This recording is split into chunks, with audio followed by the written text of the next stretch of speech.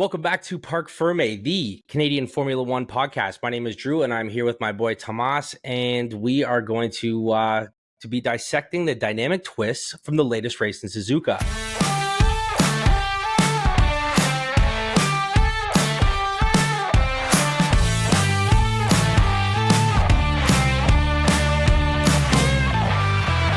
First, we're going to delve into the high tire degradation at the track and how it played into the hands of the teams that wisely saved their hard tires for the race. We're also going to talk about Yuki Tsunoda and his strategic drive, managing to secure points both at his home race, despite some tough competition and being overtaken by Ocon, Bottas, and Hülkenberg before the red flag. But not all teams had a day to remember. Alpine's challenging season took another hit with both drivers colliding on the first lap, ruining their race early on. Meanwhile, Williams faces some large repair bills and some tough decisions after Albon and Ricciardo's lap 1 crash. This, coupled with Sargent's FP1 gravel excursion. We're going to talk about how these impact the rest of the team's season. Speaking of, Danny Ricciardo, we're going to question whether his recent setbacks could jeopardize his future in F1, especially with his early exit in Suzuka. And he hasn't matched Yuki Tsunoda's point finish. And so, we're going to talk about Danny Rick's future in F1. Lastly, we're going to talk about Mercedes, and we're going to analyze their struggles with 7th and 9th place finishes. What strategic changes are necessary for them to challenge Ferrari and McLaren for that coveted second spot in the Constructors' Championship? So, Mr. Tomas, let's just do a quick recap of the race. How did you like it? What are your initial thoughts, buddy? It was all right. It was a pretty interesting race. Obviously, Max Verstappen won again. That kind of took away a little bit of the fun. Overall, it was decent. Sergio Perez came to the bat as well. Surprising. Ferrari was not too bad. Yuki Tsunoda had everyone's attention. Danny Rick had a lot of people's attention for the wrong reasons. It was a very, very decent race. That's short and sweet. Decent race. I concur. You know what? I think that this was one of the best races that I can remember in recent history. We can go back to 6 months ago, which was the last time they raced in Suzuka, and I think that's a good kind of point too, where we can compare apples to apples in terms of like how the teams are performing in relation to like where they were this year or last year at this time. And so, I think you touched on Sergio Perez there a little bit, and I think that that Checo, this was definitely his best outing of the year in terms of his relation to Max Verstappen. Only being a 10th back, sometimes even less per lap. Obviously, over the course of 53 laps, that kind of equated into a bigger gap. But realistically, I think this is one of his better showings. And considering his contract's done at the end of the season, this is Checo's seat to lose now. There was a lot of chatter last year about him not even making it to the end of last year, and here he is showing up in a big way to help out Max and Red Bull for their Constructors' Championship. So let's get into it a little bit. Let's talk about Yuki Tsunoda. What did you think about his drive? Amazing. For someone like Yuki, got my hopes up. Really started to shine. The last couple races really started to shine in my eyes. Just the way he's performing, it seems like he's grown, maturity, drive, everything. And I really want him to succeed and get into a better team or a better car. The sad reality is I don't think Red Bull is going to look at him, which it sucks, right? I still, for whatever reason, I think Red Bull is just like, yeah, he's our backbench guy. He's not ready for it for whatever reason. I think that's not fair. And I think if Yuki wants to stay in the sport, he needs to start exploring his options as well, because he's outdoing them. He's outdoing Danny Rick in performance and the drive, and is just wasting his talent essentially being there. Yeah, I think, this year, Yuki's definitely, started right back where he left off, which was, high performing, and especially in terms of outperforming his teammate. He had a few teammates last year. I guess, my big question and thought is like, what else does Yuki have to prove?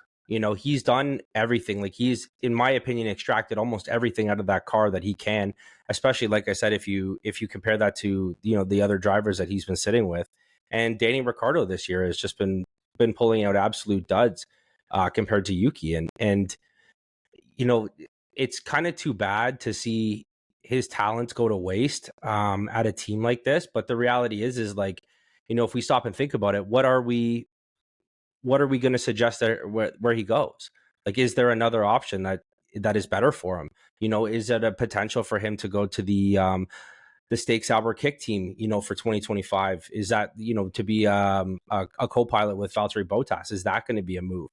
So I'm very interested to see what happens to Yuki. But in terms of him, showing up for his home race and squeezing out those points, I thought that was an absolute menacing drive out of him. And I think, it was said to mention in his pit stop how he thanked his pit crew profusely for that, because they got him in when all four of those drivers came in, and he was able to have a very quick, timely, and precise pit stop, which allowed him to get out in front of all four of those drivers and allowed him to do that two-strop strategy that saved him a bunch of time. And he was able to make those two sets of hards last for the rest of the race. And he had to baby them a little bit, but he got everything done that he needed to be. It was an amazing drive from him. Honestly, it like stellar, I said, it really, stellar. yeah, it blew my mind. I was hoping that he would show up, but I was not expecting that. So it was awesome. It was really nice to watch. Yeah, cheers to Yuki and to him in front of his hometown fans. I'm sure that was one of the best things in the world for him to be able to do. And I know we're cheering for him to get 10th place and getting a point, but like we'd mentioned in previous podcasts, the reality is that those little points at the end of the season are going to be worth tens of millions of dollars. So any points that those bottom teams can squeak out is huge. So let's head out to Alpine's garage. Let's talk about Alpine a little bit and their struggles. They did bring a big upgrade this race in Suzuka, and they had a whole new front wing, because they're having some troubles with their weight, which is affecting their performance. So they came out with this brand new wing, and everything worked the way it was supposed to, and they were still underperforming. Right, like Ocon and Gasly finished just in front of Logan Sargent, but I don't know if that's a feat to be cheering over, because Logan Sargent's a whole other breed that we'll talk about in a little bit. But what do you think Alpine's future looks like, at least for this season? Like, what are your thoughts on that? Grim, very grim. The start that they had, man. Like, if we're talking about Alpine and comparing it to Williams, that says a lot, man. They finished behind Logan Sargent. That speaks volume. Going a little bit off topic, I'm still shocked. Teams like that are allowed to be in, but Andretti, Cadillac, it would dilute the sport. It's I'm still a little bit salty about that. But besides the point, it's not looking well. I don't know what they need to do in order to improve, because clearly the upgrade was not really improving. Like you mentioned, they struggled with weight. How can they bring you down? Well, they can't really. Besides, they can't really bring you down unless they try some sort of different upgrade. And even then, it's probably going to be minimal. So I think it most likely will come down to driver skill and how they're able to handle those cars, because the last couple races were very, very disappointing from them. That's a great segue, because what I think the reality is that Alpine's drivers are the best part of their team. Like, I think Gasly and Ocon are two of the most underrated guys on the grid. So with all these, driver contracts coming up at the end of the year, do you think Gasly and Ocon are trying to fight for a drive to stick around? Because right now, Ocon is outperforming Gasly and outqualified him every race and has outperformed him every single race this year. So do you think that, both of those guys have a future at Alpine, or do you think they're going to try to go elsewhere for a different seat at a different team? I think what Gasly did, leaving Visa Cash App or AlphaTauri or whatever, going to Alpine, I think that was his mistake, first of all. Second of all, the way they're doing it right now, the way the team is performing right now, I would think they would be looking at their options. I don't think they would want to stay where they are right now and being essentially some races, the new Haas finishing last, finishing behind Williams. That's not a great achievement per se. So I would say maybe they're putting everything they got, trying their best, whatever the car has to offer, and hoping they get recognized or seen by other teams. And someone's going to talk to them, or they're going to talk to them. Someone's going to make an offer, and they're going to jump ship. That's what I'm hoping, and that's what I think might end up happening. Follow-up question: where do you think they're going to go? I have no idea. There's going to be so much. Where would you like to see them go? Gasly. Gasly is a good driver. Same with Ocon. Is okay to see them go any team on the grid essentially. Yeah, anywhere where there's an opening. I don't know. That's a good question. Gasly, I don't know why. I would love to see him at a Red Bull. That's probably not going to happen. I know he was in Red Bull a little bit before. He wasn't performing that, but that would be interesting to see him again there. It would be very, very funny if he ends up again in Daniel Ricciardo's seat. He does that switch back. That'd be hilarious too, but I don't think that's going to happen. I think Liam Lawson's got that seat earmarked before he does. I really hope so, because Liam did show up to the pitch and he did perform. But I don't know. I don't know where I want those guys. I don't want them sticking around Alpine, because they're boring to watch, and there's nothing good from that team from the first couple of races that we've seen. I'm sorry to say this. Okay, cool. Well, let's move on. I think we've touched on Alpine enough, and we beat them up enough in this podcast and a few of our other episodes, but deservedly so. They haven't shown up at all this year, and they've been struggling from the beginning. And even with their upgrades, it has improved their performance compared to themselves, in the previous race. But the reality is they're nowhere near where they need to be in order to be a competitive team on the grid. Let's shift gears and head over to Williams. So, Williams has had some chassis issues, obviously since the last couple of races. And, Albon and Ricciardo got in a crash in their first lap, and Logan Sargent got in an FP1, gravel hit.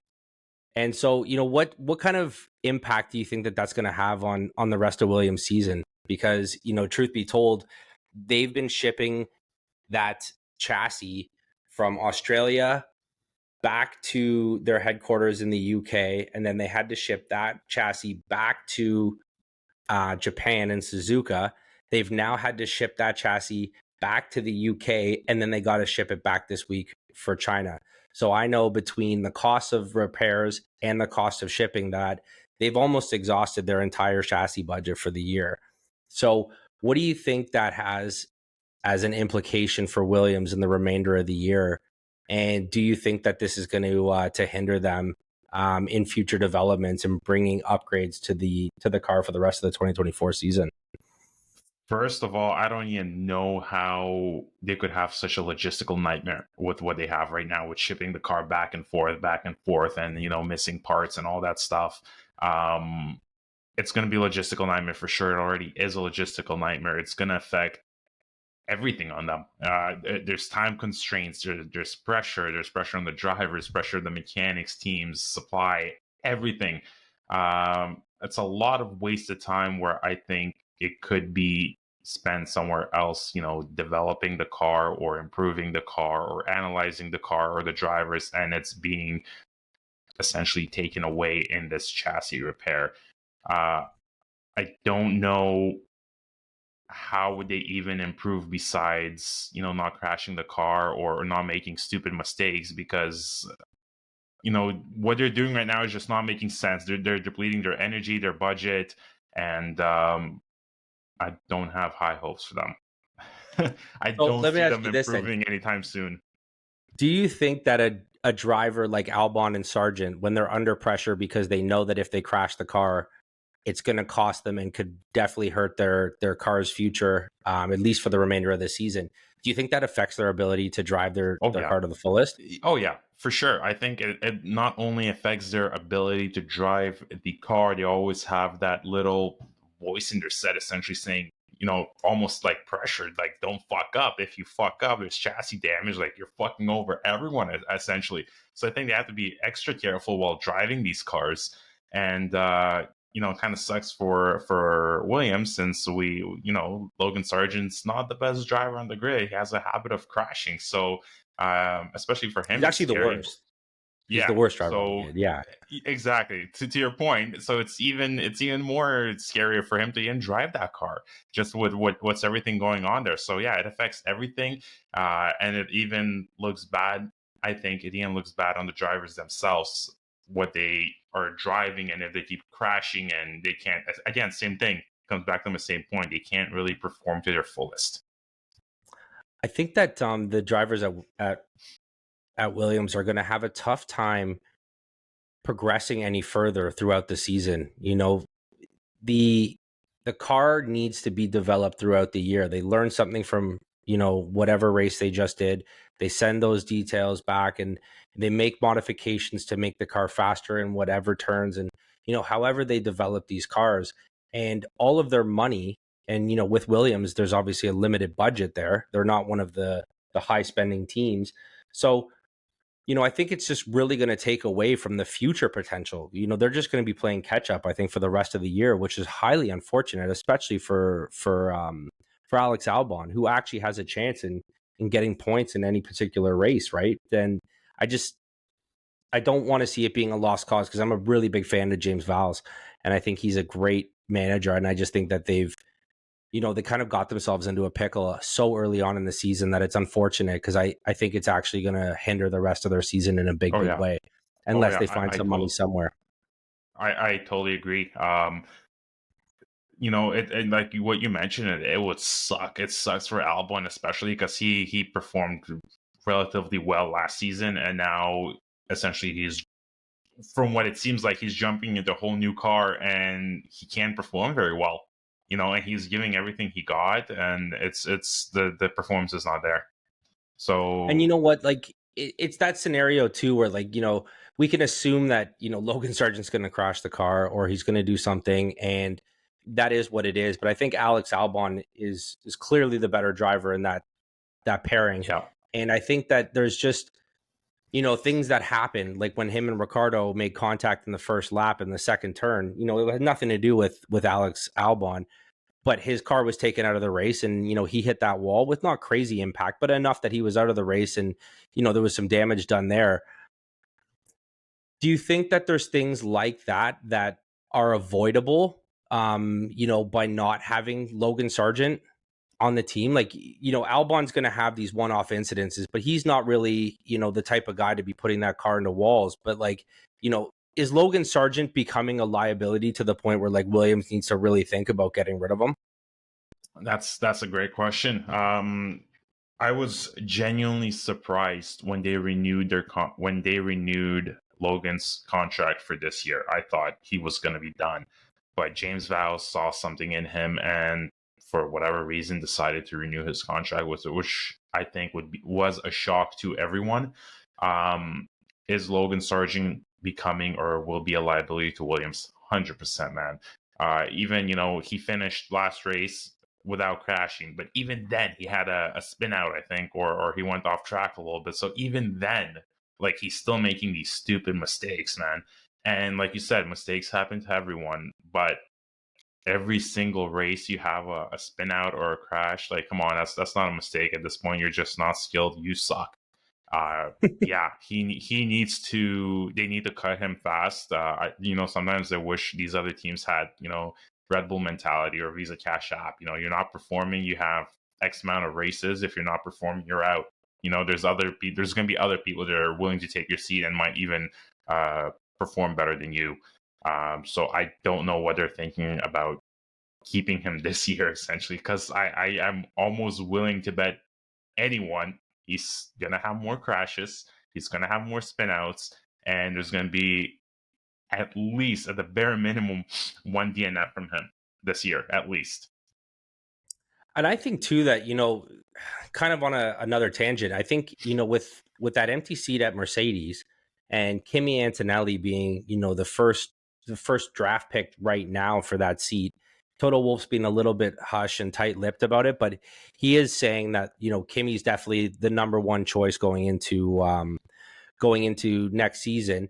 do you think there's an opportunity for Kimi Antonelli to take the, maybe the last half or at least some of the season in that Williams seat for Logan Sargent? Do you think they would put him in there to get him a little bit of time in an F1 car?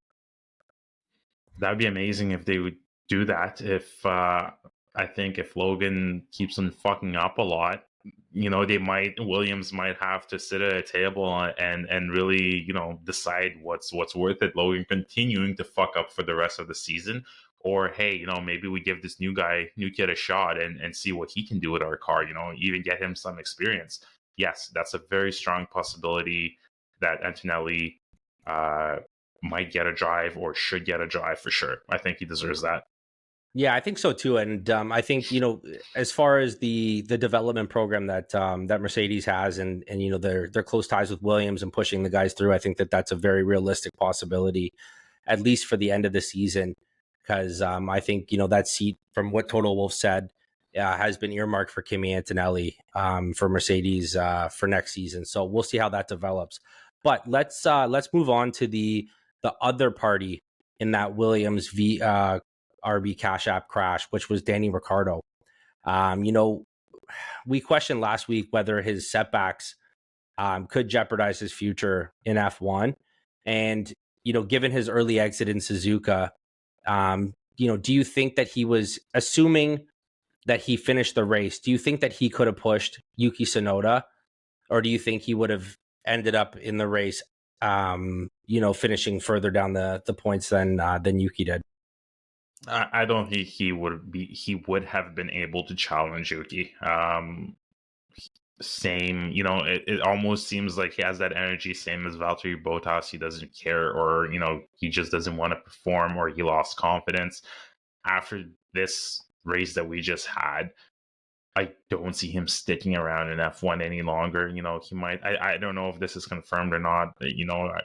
Like the ultimatum, like 3 or 2 more races left to decide this future. I don't know if that's confirmed, but if it is, maybe it's good. This was one of those. So let's hope that that's not true, because if he had, 2 or 3 late races left and, he's out in the first lap, second corner, that's not a good look. Exactly. So just by seeing this, it's like we talked last in every podcast, we want to see him succeed. We cheer for him. We love him. But man, the cold hard truth is, if you're not performing and if you're doing stupid mistakes, you're not pushing the car the way he is, not performing, not really pushing the car, there's no future for you, man. And you could argue, he's not in the best team and whatnot. Yeah, but neither's Yuki, and Yuki's outperforming him almost in every way. He's done. In my eyes, he is done. I don't think he's going to recover unless he pulls a miracle out of his ass, which, again, I don't see that happening.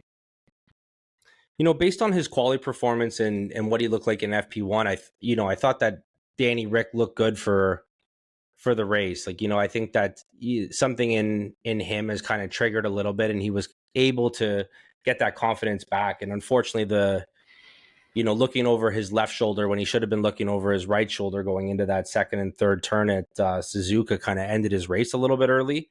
And that's super unfortunate because, like you just mentioned, I think that Danny Rick is a great personality to be on the paddock and, in F1. And we all love to see him, and especially on Drive to Survive. I think he's the hero on Drive to Survive. But I don't think he's got a lot of race left in him. I hear a lot of excuses and I don't hear a lot of solutions, right? Yeah.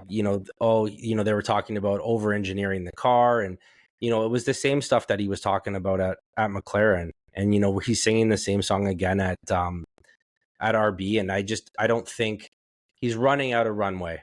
The runway is shortening and shortening for Danny Rick. And, especially with someone like Liam Lawson nipping at his heels, that it's just kind of like, it's too close. And I think that Liam could put a little bit more attention back to RB in a positive light. Because I think right now they're getting a lot of attention and it's not the one that they want. And, like you mentioned, Yuki's been outperforming Danny Ricciardo since he got in that seat again. You know what I mean? There might be 1 or 2 one-off, but I just don't think that that Danny Rick has what it takes to outperform Yuki in any fashion. And that's that's not what RB and Red Bull's about. Yeah. They want people that'll push each other, and this should be going back and forth and back and forth. And I guess the same argument could be made about a team like Alpine. You know what I mean? Because like you got Gasly and you got Ocon, who are both great drivers, but like Ocon's been outperforming Gasly all season. You know what I mean? And I know it's still early. We're not even a quarter way through the season, but from my humble opinion, I think that Ocon's outperforming Gasly, and I think that they have a better chance of finding a future in Formula One, where I think Gasly's kind of falling to the wayside a little bit because he's struggling with that Alpine car, and I think that Danny Rick is struggling in that same way. And it's really weird how like the younger drivers per se, or the more junior drivers, are outperforming the more senior drivers. It should be the other way around. And so something's not clicking with Danny, something's not clicking with Gasly. And like you said, you can't really blame the car for both instances. Something with their performance is lacking, whether that's confidence or they're afraid of their teammate, almost, essentially. Like they think their teammate is like after their seat, which in reality that might be true, but that should give you more fire to fight for it. And it seems like it's just getting to their head and they're almost giving up. I think it's an adaptability factor, right? Like I think Lewis Hamilton is guilty of this himself, right? Like Lewis Hamilton has not been able to adapt to this new Mercedes car as well as George has, right? And then you have a younger driver like Yuki Tsunoda being able to adapt faster to this car than the older pairing of Danny Ricciardo. And then when Liam Lawson comes in, also a younger driver, he's outperforming Yuki, right? And then you have somebody like Oscar Piastri, who I would argue is in some ways been outperforming Lando Norris. So I think these younger drivers have this ability to kind of get into a car, and instead of being mad at the car and saying, build this car to fit the way I drive, they're able to get in it and be like, oh, okay, this is how to extract the best performance out of what I've been given. So I think there's a lot of an adaptability portion of it that makes sense to these younger guys coming through the ranks that maybe some of these old guys, that old dog new tricks thing, right? And so some of these older drivers don't have that ability to kind of make adaptations on the fly. But, speaking of Mercedes, now that we're in that, let's talk about them struggling. They finished 7th for George and 9th for Hammy. And, I think their strategy call was the right one. Like, I think they saved their hard tires for this race, which ended up being the right call. I don't know if their execution was there.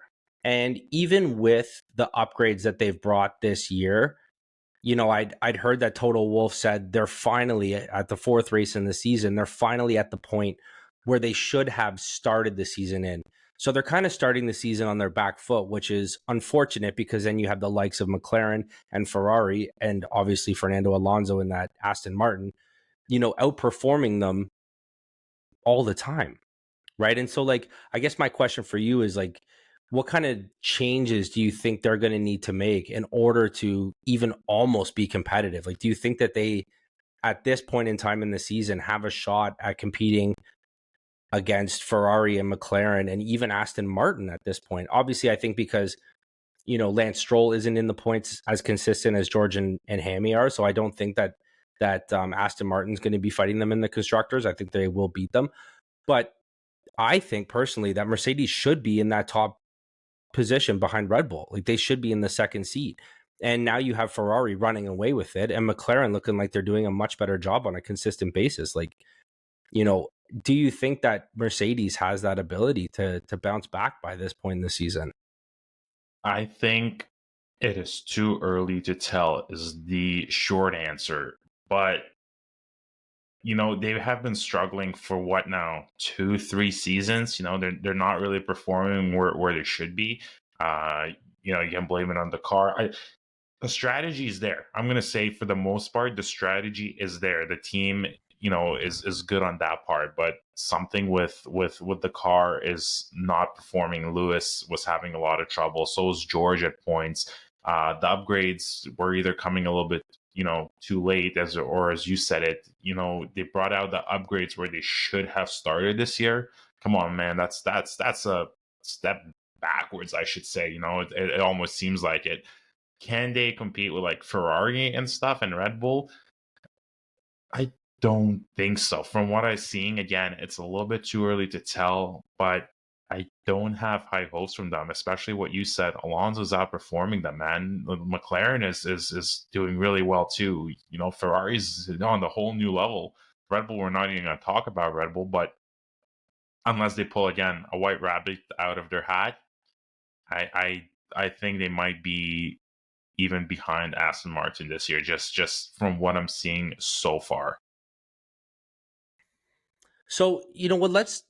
Let's take jump over to the Ferrari team for a second, because Ferrari has been over and above Mercedes, over and above McLaren, over and above Aston Martin consistently this year. Like, they are looking like the clear number 2 for the year.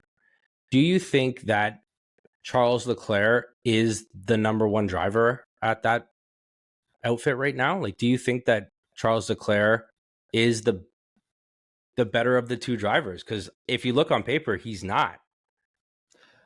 I'm glad you asked this question, because I like them both as drivers of their personalities, but in my eyes, even before everything was announced, Mr. Carlos Sainz looked like the smarter, safer, better move on Ferrari's part. And when they decided not to renew his contract, I'm not even going to talk about Lewis Hamilton, how he got the seat, but when they decided not to renew his contract, I was kind of shocked.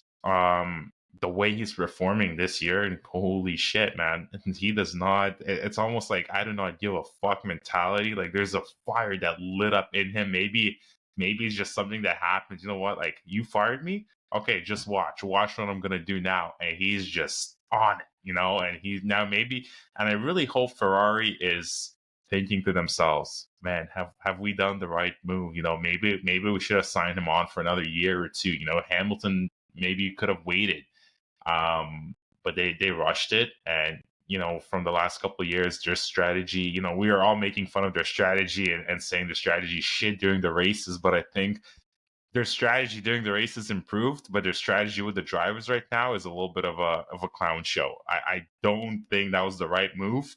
I think they just wanted a high popular name in that seat, and then it kind of worked out for Lewis too. Mercedes wasn't performing, and here's another shot. Ferrari offered him some crazy perks, crazy opportunities. But no, Ferrari did not make the right call between Leclerc and Sainz. Sainz is way better in my I'm going to perspective. defend Ferrari here for a minute, because Ferrari does have Charles Leclerc signed until 2029. So he actually has the longest contract out besides Max Verstappen, who's a 2028. So they've committed to Charles. So, if Ferrari was going to make a move, Carlos Sainz was the only option, right? And when you True. have somebody like Lewis Hamilton knocking at your door saying, "Hey, I want to wear red next season," you say, "Yes, Sir Hamilton, anything you want." And so, unfortunately, even if Carlos is better on paper and has been performing, as an absolutely amazing quote unquote second driver, he had to go. Right? They want the clout, they want the attention that Lewis brings. And so I think, it was more of a case of circumstance than anything that Carlos had to go. But what I think that Carlos is doing right now is setting himself up for any seat next year. Like, he can literally go into any seat next year and take it. I think even Checo's seat. I think that if he wanted to knock on Red Bull's door and say, "Hey, I would be a better second driver," they would take it. Now, whether or not Max would let that happen, I doubt it, because I think he'd be more competitive against Max Verstappen. So I guess let me ask you this question then. Carlos Sainz, where do you see him going next year? Because I think he's going to be the driver to talk about. There's 12 drivers up for renewal in 2024. Where do you think Carlos Sainz is going to land now that the season's kind of played out a little bit? I know we talked about it briefly earlier, but now that we're a little bit further into the season and Carlos has continued to perform at a high level, where do you think he's going to go? I see him going to two teams, either Mercedes or Aston. It would be very interesting if he would end up at Mercedes. That would be a fun switcheroo. Chances are it's not going to happen. Now, if Fernando Alonso leaves to Mercedes, and if Mercedes takes him, and if he goes to Aston Martin, that'd be very, very interesting too. Do I see him ending up at Red Bull? Like you said, possibility, but highly, highly unlikely. I just, a personal opinion, I just cannot see him in a Red Bull racing suit. And besides what you said, I think it would be very, very competitive with Max, which would be a good and a bad thing, obviously. So I would think it would be either Merc or Aston Martin Racing. That's where I see him going. I don't see him going anywhere else, honestly. I think can't picture him Mercedes is going going. anywhere else. I think Mercedes is going to go more future oriented. Originally, all fun and games, I really wanted to see, Fernando Alonso jump in that seat for 1 or 2 seasons. But I think if Fernando is going to be making a move anywhere, it has to be a front running team, because he's not going to jump into another sideways move where they're performing almost equally as Aston Martin. Do I think that, someone like Fernando Alonso could extract more from the car than somebody like Lewis Hamilton or George Russell? I don't know. Maybe he could perform a little bit better in the Mercedes he's given. But I just can't imagine Fernando Alonso jumping ship anywhere else for a mediocre seat. He just wouldn't do it. And I don't foresee Lance Baby Stroll going anywhere. Right? Like, I think that with Daddy running the team, he's not going to go anywhere, which means there's going to be no seat for Sainz unless Fernando Alonso's gone and retired. And I think, like I'd mentioned just briefly before, I think Kimi Antonelli is going to be the seat, or the driver for the seat for Mercedes, because I think they're going to start gunning for the future. I think 2025, if it ends up any way that they've, kind of landed right now in 2024, it's going to be silly season for them. And they might as well get this kid in some F1 experience before the rules and regs changes in 2026. So I don't know, man. It's a very interesting situation. And I'm, I listened to Total Wolf kind of talk about the driver pairings, and the drivers are starting to heavily talk with some of these teams right now, and contracts are going to get signed in the next few races. And so I think that it's going to be very interesting to see how this plays out, because as one driver starts announcing that they've been signed with teams, we'll have a better idea about where things are going to piece together. But I think right now there are so many choices and options for these guys that we would just be kind of, blindfoldedly throwing darts at a board, and then, we can do all of these predictions, the if ands, until the cows come home. But the reality is we have no idea. We have no clue at all. So, I guess that's kind of wrapping it up. Did you have anything else that you wanted to talk about? Just kind of side note, while speaking about Sainz, I know Audi's coming into play too. That's another possibility for him.